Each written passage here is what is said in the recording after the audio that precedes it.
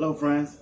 Thanks for tuning in to another episode of Sports Talk with B. Watts Entertainment, and I'm your host, Bernard Watts.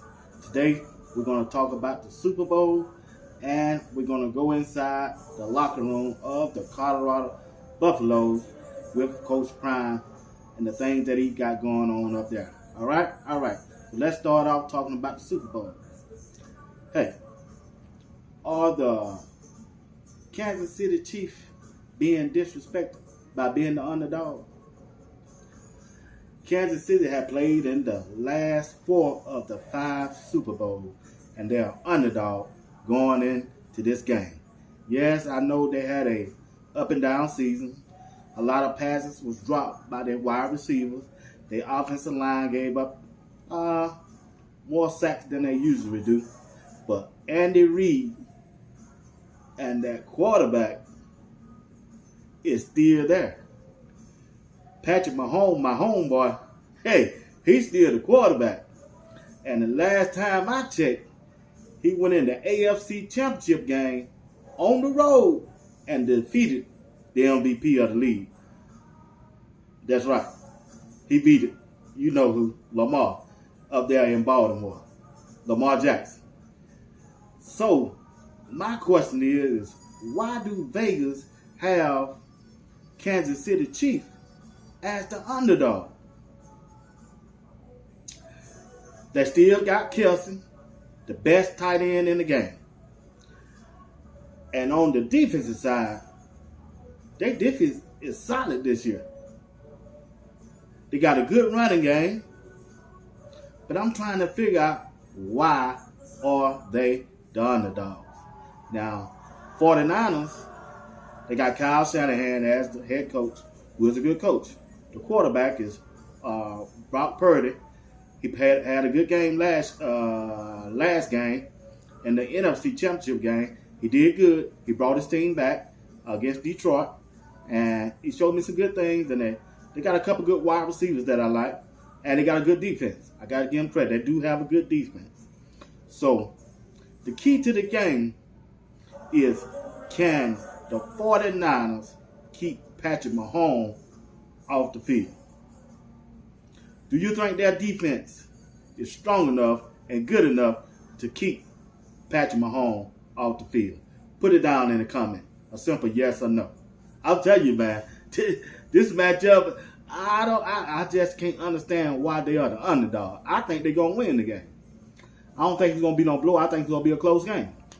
Excuse me. I think the score going to be around like 27-20.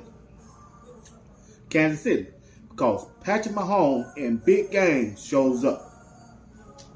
Will the 49ers quarterback show up in this big game? Excuse me. Will he show up? Because this is the biggest game of the year. All eyes and all pressure is going to be on the quarterbacks and the head coaches. You got Andy Reid on the Kansas City side, and you got Kyle Shanahan on the 49ers side. Which coach is going to prepare his team ready for this game the best? If I was a betting man, I'm putting my money on Andy Reid. If Andy Reid wins this game, you heard it right here. If he wins this Super Bowl, Andy Reid going to retire. He going to retire. What else he got to coach for? He done coached some of the best quarterbacks in the league. He really have. Donald McNabb, when he was with Philadelphia Eagles. Michael Vick, Philadelphia Eagles. Now he got Patrick Mahomes.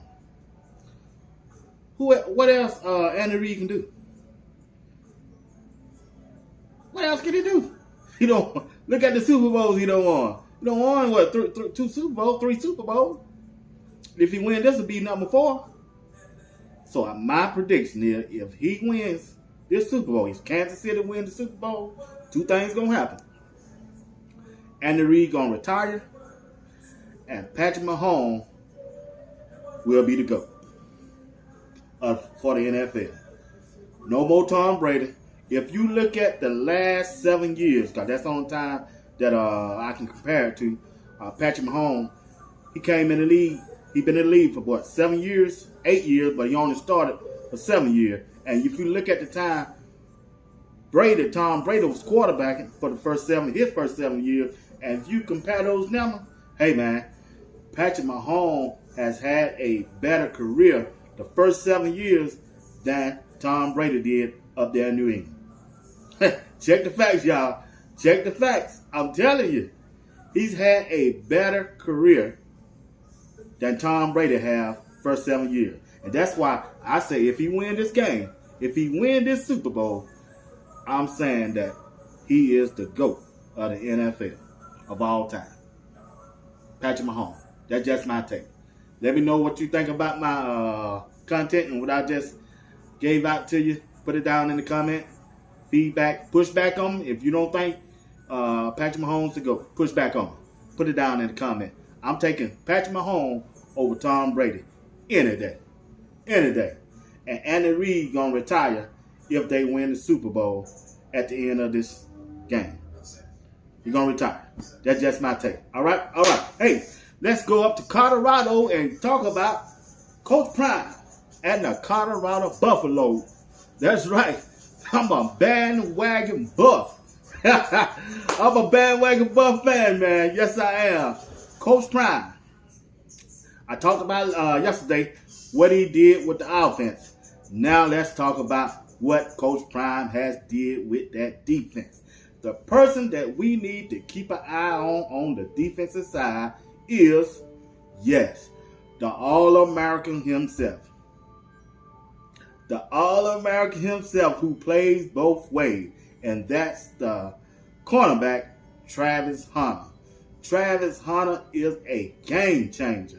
If you saw the way he played last year before he got hurt and injured, imagine if he come out this year without getting injured or hurt and play the same way and play even better because he got better players to play with him. Man, this dude just might walk away with the Heisman. Yeah, and I know he's going to be in the draft next year and he's going to be a top 3 pick. I'm telling you, Travis Hunter is him. And also, through the transfer portal, Coach Prime brought in Shadendos. I think that's his name. What's his name? Shadendos? Shadendos? It's a funny name. But I'm telling you, keep an eye on him on that defensive tackle. Man, I seen this dude work, y'all. I'm telling you, I looked at the films from when he was playing that last year at school, and now I'm watching the way he work out through the strength and conditioning program and the way he hustling and moving around. Man, I'm telling you, he is a dog, y'all. He gonna put plenty pressure on the opposition quarterback, and he gonna be able to stop the run. The only thing this defense is missing is a middle linebacker that can hunt. That's what Coach Prime needs. On the ends rushes, I ain't worried about the end. They went out to Arizona State and got him to flip his commitment and join them, B.J. Green. B.J. Green is the edge rusher, and I'm telling you, he's going to be able to put plenty of pressure on the opposition quarterbacks this coming year. So on the other side of Travis Hunter, it's going to be Kamali McLean. You know, last year he was a freshman. This year, he should be, I think he's going to be all right this year. No, last year when you're a freshman, man, you get thrown out there. You ain't never been in the college life. You don't know what's going on. Players are bigger and faster than you are when you, difference when you was in high school. The high school play and the college play is totally different. And Kamali couldn't catch up with the speed. So now with a year up on his belt, he knows what's come with being a college player now. So that's why I was checking him out doing well-off media videos to his strength and conditioning program. And man, he was out there putting that work in, y'all. And also, we found out through the well-off media that he been in the classroom. That's right. He was he was an all academic student this past year. So that means he was doing whatever it takes to do to stay up there in Colorado in schools so he can further his education and get a chance to go to the NFL. And I like that about Kamali McLean. Young man, doing what it takes to get to the next level. That's right. I'm telling you, I like that out of that young man. And also, Shiloh. Shiloh recently had surgery on his pinky finger, and I'm sure it's healing up right now. And I'm looking for a better year out of him this year. He had a pretty good year last year. He come up to Tiger. I want him to lock up more. That's right, wrap up more. Yeah, on his tackles. Kept going in there with his head and his shoulder without wrapping up. That can get him injured, and he can get another player injured, and he can cause the team by losing him by getting kicked out of the game with a personal foul. So he just lock up, and that's come with coaching. If the defensive back and the safety coaching will teach him how to lock up, I think Shiloh gonna be all right. I'm looking for a big year out of him, and if he have a big year, he's a sure-in first-round draft pick safety. That's right. He can be one of the best safety in the college draft coming up this year for the NFL. Shiloh. Look out for Shiloh. He's number 21. I'll be watching out for him.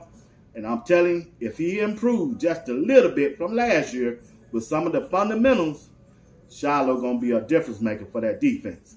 And also, we waiting on to see who's the defensive coordinator. That's going to be, man, that's huge.